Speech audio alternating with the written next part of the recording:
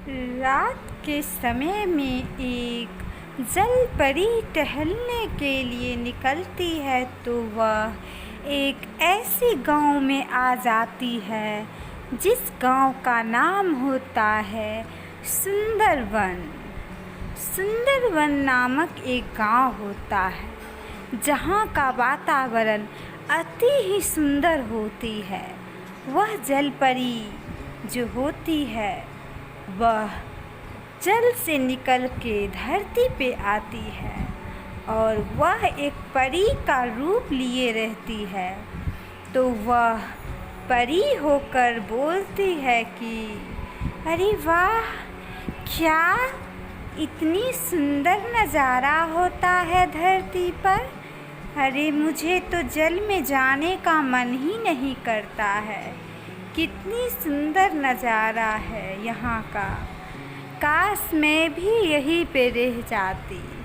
कितनी सुंदर लग रहा है इन रातों का नज़ारा देखने के लिए। और वह जल परी जो होती है वो परी का रूप लिए रहती है।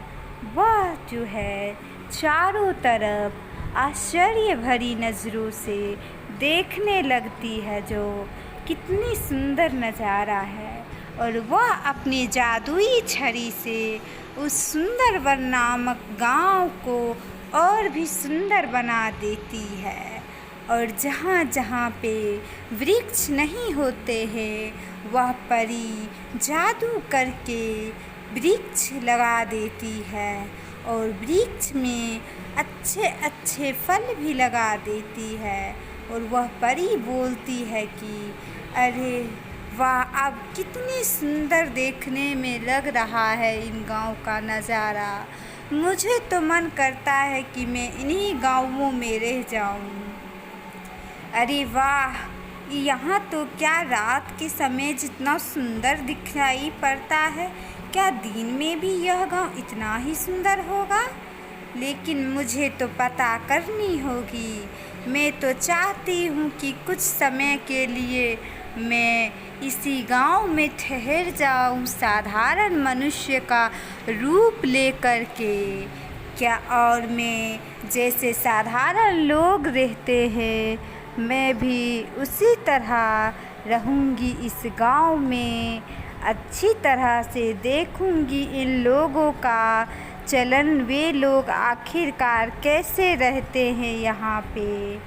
चलो, मुझे तो नींद आने लगी है। इतनी सुंदर जगह है कि मुझे नींद भी आने लगी। कुछ देर सो जाती हूँ यहीं पे।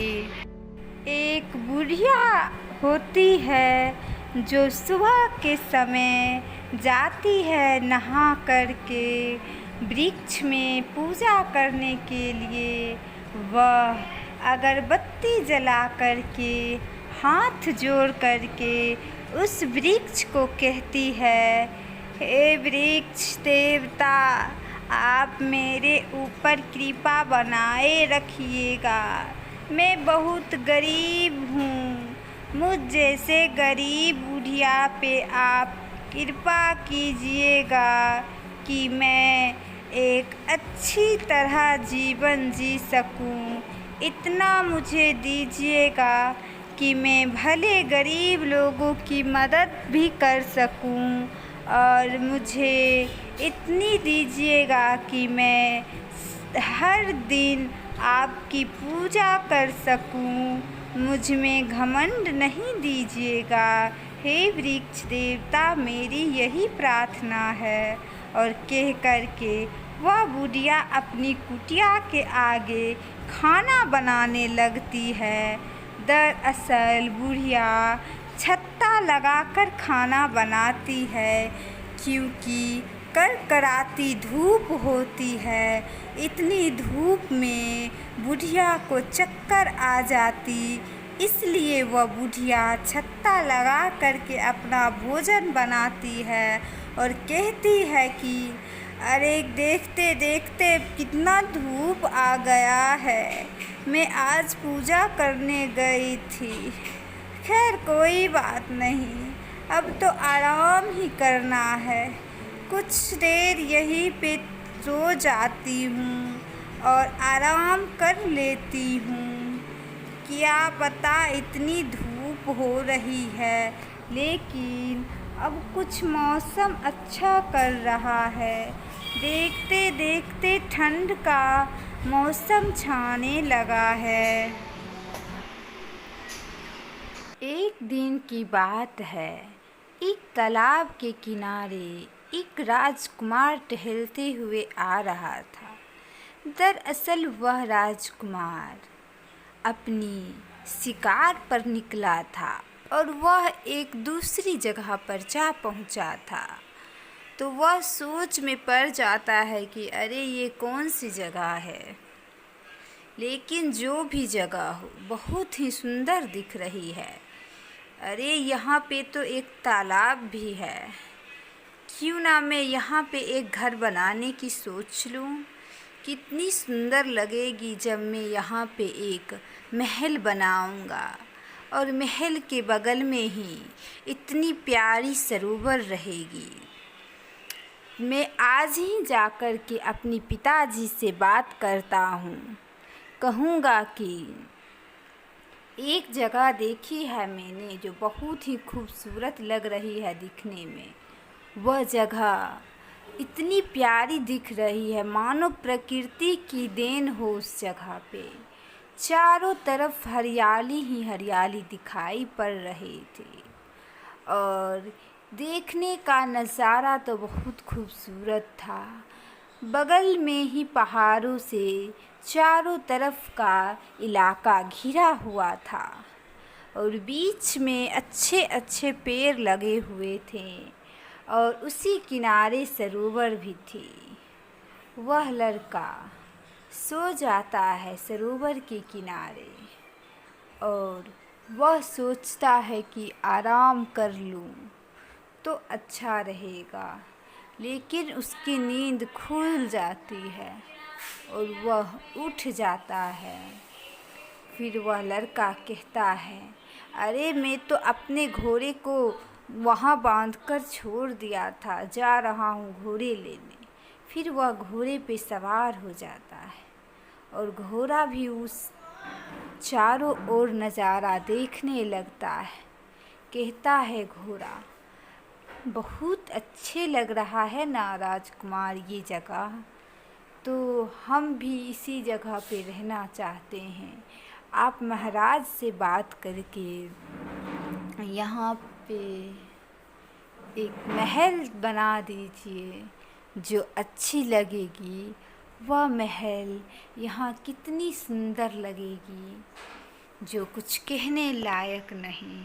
इतनी अच्छी महल तो हमारे राजमहल में भी नहीं होंगे। एक तालाब के किनारे एक मछुआरे रोज मछलियाँ पकड़ने आया करता था। वह मछुआरे बहुत ही गरीब था और वह अपना काम बहुत ही मेहनत के साथ किया करता था। मछुआरे अपने जाल को लेकर के उस तालाब के किनारे आता है और बोलता है, अरे आज बस अच्छी अच्छी मछलियाँ फंस जाए जिससे मैं बाज़ार में जाकर बेच कर के कुछ पैसे कमा सकता हूँ, नहीं तो मेरे घर में आज खाने के लिए कुछ भी नहीं है। मेरे बच्चे क्या खाएंगे, पता नहीं आज कैसा होगा दिन। एक भी मछलियाँ फंसती है जाल में या नहीं, लेकिन फिर भी कोशिश करना नहीं छोड़ेंगे। तभी वह मछुआरे अपनी नाव पर सवार होकर के तालाब में बैठ जाता है और वह तालाब में नाव को चलाने लगता है और वह कहता है कि अरे कोई ना कोई तो सवारी भी मिल जाएगा तो मैं वो भी काम कर लूँगा और उसे तालाब के इस पार से उस पार छोड़ दूँगा। और मछुआरे अपनी नाव पर से जाल पानी में दे देता है। ताकि मछलियाँ फंस सके उस जाल में। मछुआरे बहुत देर तक इंतज़ार करता रहता है, लेकिन उसमें अभी तक एक भी मछली नहीं फंसती है। मछुआरे कहता है, अरे भगवान, फंस जा मछली, नहीं तो आज मैं क्या ले जाऊंगा। तभी आखिरकार मछलियाँ फंस ही जाती है और वह एक टोकरी भर मछलियाँ, ताज़ी ताज़ी मछलियाँ अपने घर ले जाता है खुशी से। और वह सोचता है कि अरे चलो आज इस ताज़ी ताज़ी मछलियाँ को बाज़ार में ले जाकर के बेच दूँगा और इससे जो पैसे होंगे उस पैसों से मैं आज अपने घर में एक अच्छी सी सामग्री को ख़रीद कर ले जाऊंगा और अपने घर में अच्छी अच्छी खाना कहूँगा बनाने के लिए और सारे परिवार मिलकर के खाएंगे। दूसरी तरफ एक गोलगप्पे वाला यानी पानी पूरी वाला अपनी ठेला लेकर के आता है बाज़ार में। दरअसल वह पानी पूरी वाला उस शहर में नए में आता है, तो उसे पता नहीं होता है और वह एक बहुत ही चतुर प्रवृत्ति का होता है। वह सारे गांव वालों को आवाज़ दे करके बुलाता है, अरे पानी पूरी खा लो, यहाँ का पानी पूरी बहुत ही स्वादिष्ट होता है, जल्दी से आ जाओ गांव वालों सब और पानी पूरी खाकर तो देखो। एक बार खाओगे तो तुरंत बार बार इसी दुकान पर आओगे, क्योंकि मैं पानी पूरी बहुत ही अच्छे से बनाता हूँ और पानी पूरी पूरी तरह से साफ़ सफाई के साथ बनाता हूँ। अरे गांव वालों, जल्दी से आ जाओ इस दुकान पे, आज तो मैं 10 रुपये का 10 पानी पूरी दे रहा हूँ। तभी एक लड़का पहुँच जाता है और पानी पूरी खाने लगता है। उसे पानी पूरी इतना ज़्यादा अच्छा लगता है कि वह लड़का 10-20 प्लेट लेकर खा लेता है और उसके साथ साथ और भी लोग आने लगते हैं पानी पूरी खाने के लिए और वे लोग भी खाने लगते हैं। उन्हें भी पानी पूरी बहुत अच्छा लगता है और वह कहते हैं कि अरे यहाँ का पानी पूरी कितना अच्छा लगता है, बहुत ही सुंदर पानी पूरी है। तभी एक और किसान पहुँचता है। दरअसल किसान तो कभी पानी पूरी नहीं खाया होता है, तो वह पानी पूरी ले कर के खा कर के देखता है जो कैसा बना है पानी पूरी। तो वह कहता है, अरे कहाँ गया पानी पूरी वाला, मैं तो आया था पानी पूरी खाने, लेकिन यहाँ तो दुकान ही नहीं है। लगता है पानी पूरी वाला चला तो नहीं गया अपना घर, लेकिन मैं यहीं पे पानी पूरी वाला का इंतज़ार कर लूँगा। सुना हूँ कि यहाँ का पानी पूरी बहुत ही सुंदर बना है, तो मैं थोड़ी देर यही सो जाता हूँ, क्योंकि आज ठंडी ठंडी हवाएं भी चल रही है और मौसम बहुत अच्छा लग रहा है, तो मैं सो जाता हूँ। क्या पता पानी पूरी वाला शाम में अपनी दुकान के साथ आ जाए और पानी पूरी बेचे। इतना सुंदर हवा चल रही है कि फिर वह आंखें खोल करके देखता है जो अरे बहुत समय हो गई है, लेकिन वह पानी पूरी वाला तो आया ही नहीं। अब कितना देर और हमको इंतज़ार करना पड़ेगा इस पानी पूरी का, पता नहीं जो ये पानी पूरी वाला कब आएगा। हे भगवान, और तो मुझे तो जाना पड़ेगा, अब चाहे आए पानी पूरी वाला या ना आए, मैं तो अब जा रहा हूँ। बहुत इंतज़ार कर लिया और उसकी खबर पूरे गांव तक पहुंच जाती है कि इस गांव में पानी पूरी वाला आया था। दरअसल उस पानी पूरी वाले की ऐसी एक जो चमत्कारी मसाला था वह उस पानी में मिला करके सबको खिलाता था, जिससे सारे लोग उसके बस में हो जाते थे। सारे लोग पहुंचते हैं फिर से वही पानी पूरी वाला के पास और कहते हैं, एक बुढ़िया बोलती है, अरे पानी पूरी मुझे भी दे दो, कितने के देते हो पानी पूरी? तो वह पानी पूरी वाला बोलता है, अरे माँ जी 10 रुपये का 10 पानी पूरी, मैं तो पहली बार दुकान खोला हूँ और मैं तो ऐसी पानी पूरी खिलाऊँगा जिससे आप सभी को पसंद आ जाएगी मेरी पानी पूरी। तो सारे गांव वाले बोलते हैं, अरे इसीलिए तो हम सारे गांव वाले आए हैं, तुम्हारे पानी पूरी वाले की चर्चा पूरे गांव में हो गई थी कि पानी पूरी वाला कोई नया आदमी आया है। अचानक से वह आदमी गायब हो जाता है। दरअसल वह पानी पूरी वाला तो एक भूत होता है और वह गायब हो जाता है। तो सारे लोग हैरान रह जाते हैं और आपस में बोलने लगते हैं, अरे अरे कहाँ गया ये पानी पूरी वाला, क्या हो गया है? पानी पूरी वाला चला गया, मैं तो पानी पूरी खाया तक नहीं, लेकिन कैसे अचानक गायब हो सकता है? तभी उसमें से एक बुढ़िया बोलती है, अरे बात तो सही कह रहे हो, आखिरकार ये पानी पूरी वाला कैसे गायब हो गया है, कुछ पता नहीं चल रहा है। अरे ये सारी बात तो हमें जाकर के बाबा जी से बताना पड़ेगा।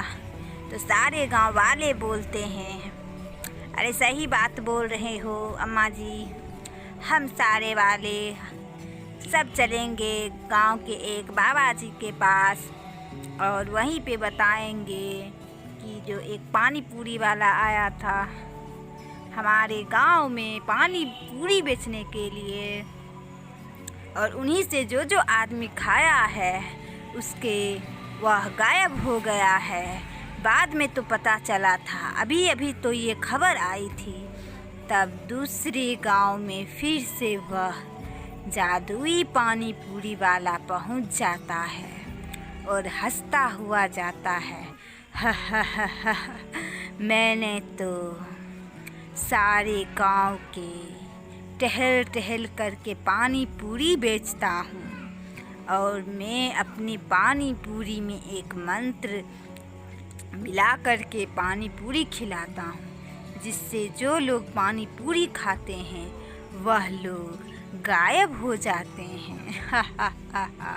और मैं यह गायब होते ही उन सारे लोगों को मार देता हूँ और बाद में मैं फिर से दोबारा से उस गांव में जाता ही नहीं हूँ पानी पूरी बेचने के लिए।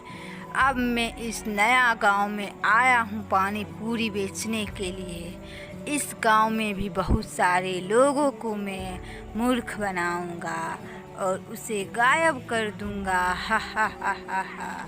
मैं तो जाऊंगा और नए नए गांवों में जा कर के पानी पूरी बेचूंगा और सारे गांव वालों को मैं गायब कर दूंगा। तभी एक और लड़का पहुंचता है उसी का पानी पूरी खाने के लिए और उसे भी वह पानी पूरी बहुत पसंद आती है। वह लड़का तो पानी पूरी खाता ही रहता है और उसके साथ साथ